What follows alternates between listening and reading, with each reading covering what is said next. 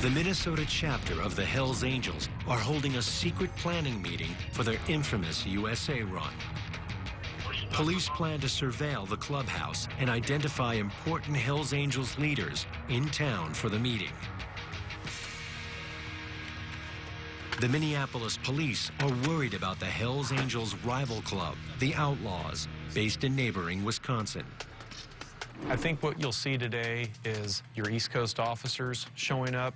You're going to see a lot of pre-planning for the USA run. That's going to be the primary topic of discussion, and I think they're definitely going to be talking about the fact that the Outlaws are going to be right next door when this event occurs, and how are they going to handle that?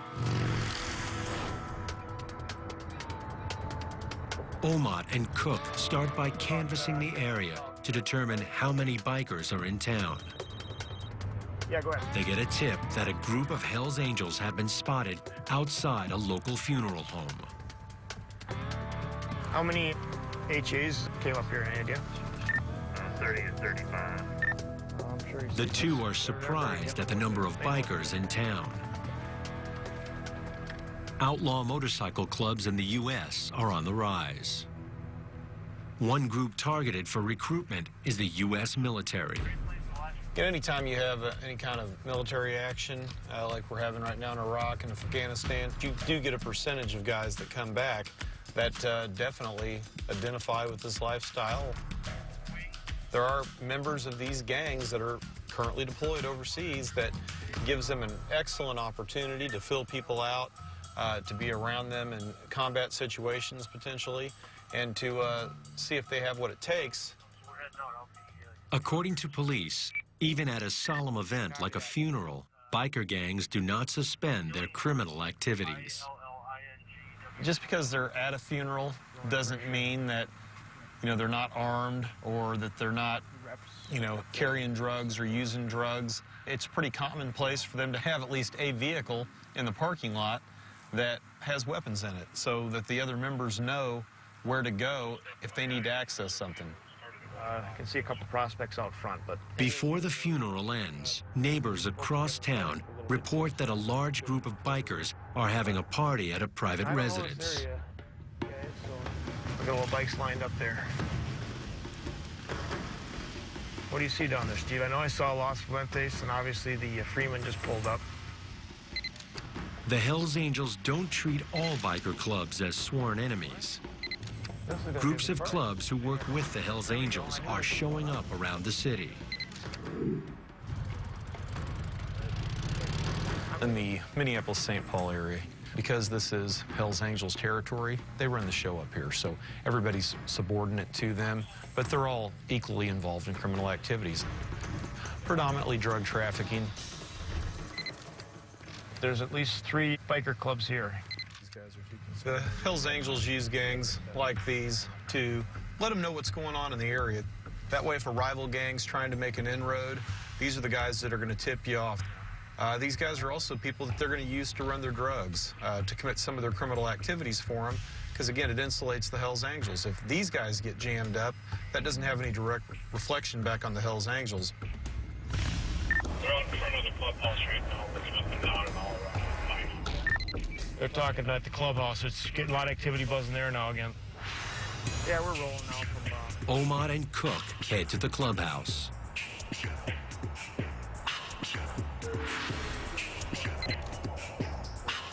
The Hells Angels have lookouts posted, a sure sign that something is going on.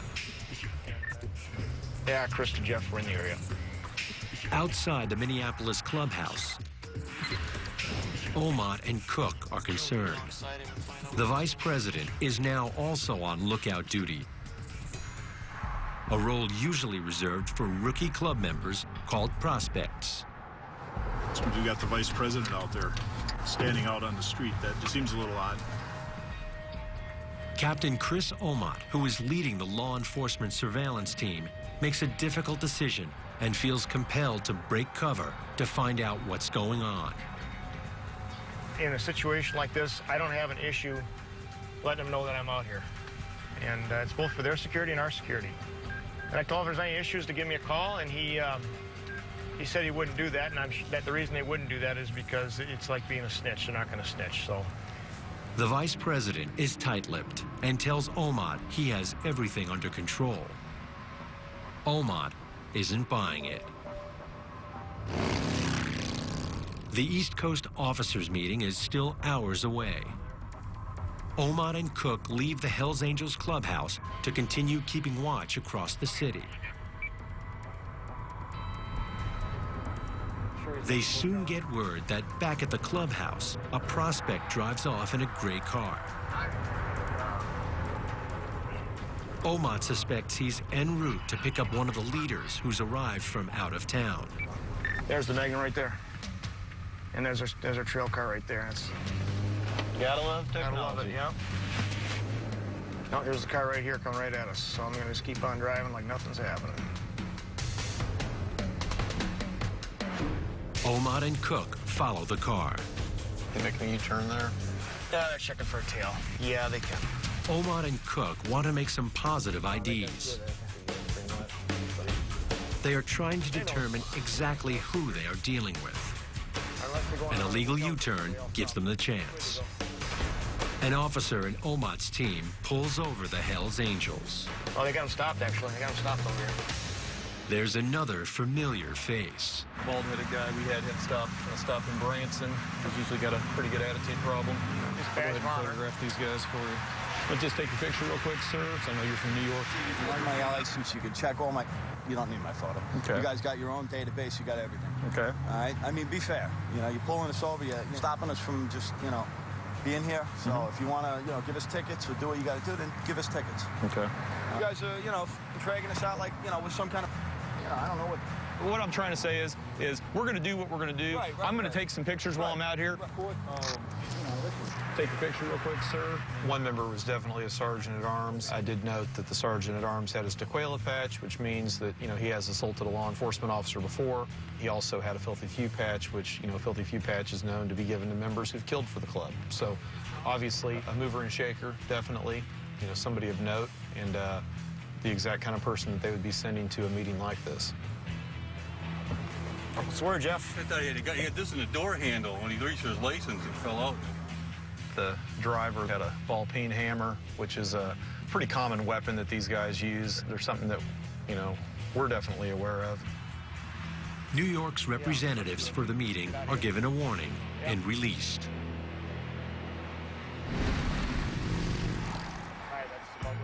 Back at the clubhouse, more than 50 delegates come and go. But there's no trouble, and frustratingly for police, no intel on what was discussed inside. In 4 months, Omot and his team will be in Carlton, keeping a close eye on the USA run the Hells Angels planned today. Because 1%er biker gangs are nationwide, police are forming alliances to monitor biker activity. Halfway across the country, in Oregon, one of Omot and Cook's allies in the war against outlaw bikers is Detective Dave Burrows. He is battling a sudden influx of Mongols into Eugene, Oregon. Burrows is an undercover officer and cannot be seen on camera. The outlaws, the Mongols, have allied themselves in a war against the Hells Angels. The Hells Angels throughout the world, we believe, is somewhere right around 3,200 to 3,500 members. The Mongols have approximately 500 to 600 members. Their logo is a Mongol warrior wearing sunglasses and astride a chopper. The motorcycle club was established in 1969 in Montebello, California. Like the first outlaw motorcycle clubs in the 1940s, most Mongols were former U.S. servicemen. This time, veterans of the Vietnam War. Like the Hells Angels, the Mongols have their own patches and symbols. This is the Mongol skull and crossbones. I've been told by a Mongols member that this means that that person took care of business for the club. And what that means is they've committed some kind of act of violence on behalf of the club, either against another club or against law enforcement. The 1%er Mongol forever, forever Mongol. It's a 1% diamond. That means they consider themselves to be 1% of the motorcyclists who live outside the law. In Oregon, police are closely monitoring the Mongols' expansion into their state. Years earlier, the growth of the Mongol Motorcycle Club in California sparked a violent turf war with the Hells Angels. Yeah, there was a lot of blood spilled, definitely. But that's what happens when you go to war. I'm not going to deny the fact that we're not violent. We're very violent, but only when pushed. I already lost one war in Vietnam. I wasn't about to lose another one. The turf war over California led to the deaths of several Hells Angels and Mongols. The clubs eventually reached a fragile truce.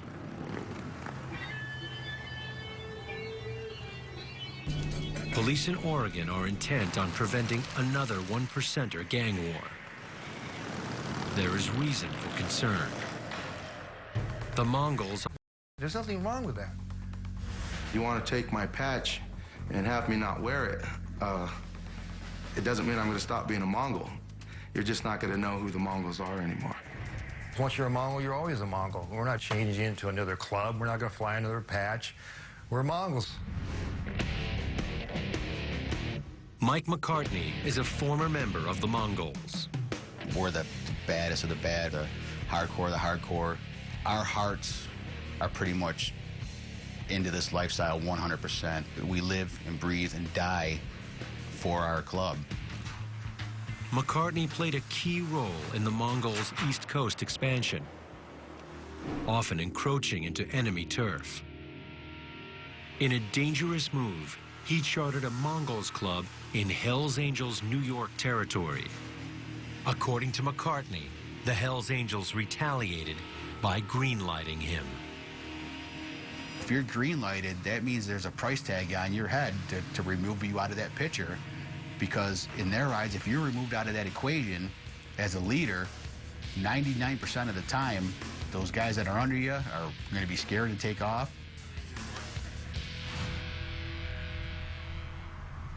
Currently, the Mongols are in a state of expansion. Last fall, the club quietly charted the first of 4 chapters in Oregon. Flying their colors and wearing the state rocker without the permission of Oregon's existing biker gangs could provoke turf wars. There are 5 one-percenter outlaw biker clubs in Oregon. The new Mongol chapters are patching over members from other one-percenter clubs and causing problems. In Eugene, Oregon, police plan to deter violence between the one-percenter clubs. Detective Dave Burrows works undercover and cannot be seen on camera. Tonight, we're going to go out and try and gather some intelligence from the Free Souls church meeting. The Free Souls are the oldest and the largest motorcycle gang in the state of Oregon. Every weekend, they hold a church meeting where they get together and talk about club business. So a part of what we want to do tonight is identify prospects, and if we can get a stop on them for some kind of violation to further identify them, that would be great. In Oregon, the Free Souls and 2 other local clubs are aligned with the Hells Angels. This makes the Mongols their natural enemy. For police, gathering intelligence on one-percenters can be dangerous. I think keep in the back of your mind that sometimes they have a follow car. Just keep in mind the idea about a possible ambush at any time about these guys. As always, use officer safety. Expect there's going to be weapons, whether they're legal or not. All right, let's hit it. Detective Burrows and Officer White head to the clubhouse. Free Souls are all homegrown guys. They've been around since 1969, so there's a lot of older members. They started to recruit a lot of younger members. Like the last 2 or 3 years, they went from kind of a 40, 50, 60s club to a lot of guys in their 20s and 30s coming in. When they were started in the late 60s, they were fairly closely aligned with the Hells Angels. They don't want the Mongols here. The Free Souls members I've talked to have allayed their fears that if there's a war between the Free Souls and and the Mongols, or any of the Oregon clubs and the Mongols, are going to swarm the state, and it's going to be an all-out war. They stop at the clubhouse. The Free Souls church meeting has started. During church meetings, women and prospects have to wait outside. Burroughs asks to speak with a member of the club. He wants the bikers to know they're in the area. Being visible is one way to deter a turf war. The Free Souls member Burroughs spoke with has his own deterrent. He's got a permit to carry a concealed weapon. You can see the outline of his pistol under his vest. In the past, when I've stopped that guy, he's had 2 pistols.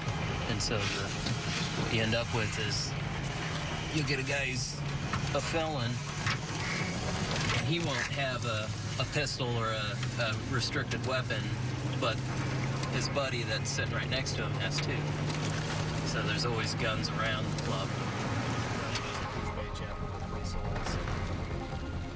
Later that night, Burroughs' team patrols the area around the Free Souls clubhouse to gather intelligence. They pull over several members and prospects for violations. The following night in Portland, Burroughs and Officer White assist the police. The Mongols are throwing a party. Local 1%er clubs could choose this night to challenge them. Law enforcement ran some surveillance operations today around the funeral of an Outsiders member. We had concerns with the Mongols party here in town at the same time that there may be trouble between the clubs. There was a lot of members in town, at least 100 members from the Oregon clubs, and it looks like we probably have about 30 to 40 Mongols at least in town. Tensions are high. Police keep a close eye on 1%er clubhouses and haunts. To our right is the clubhouse for the Gypsy Joker Motorcycle Club. They've been historically the most powerful club in Oregon. Officers are out in force tonight to prevent a violent confrontation between biker clubs and to gather intelligence on the number of 1%ers in town and where they are from. It looks like there's probably about 15 to 20 motorcycles out there. I also saw numerous vehicles out there that belongs to some of our Oregon Mongols. Throughout the night, I've seen members from Eugene, Portland, Medford, members from San Jose, Los Angeles, and San Diego. All right, we've got several members standing outside. You can see their new colors. A couple of Gypsy Joker members hanging out with them. That's how they talk to all law enforcement if they can. Their motto is respect few, fear none.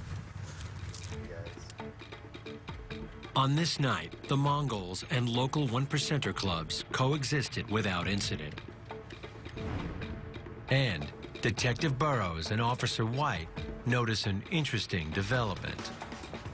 This is the first time we've seen the Gypsy Jokers and the Mongols hanging out together in the same place. No speculation. It doesn't necessarily mean they're allies. It doesn't mean they're friends. We don't know. Looks like Portland has things under control. We're going to go ahead and call it a night and head back to Eugene. Sounds good to me.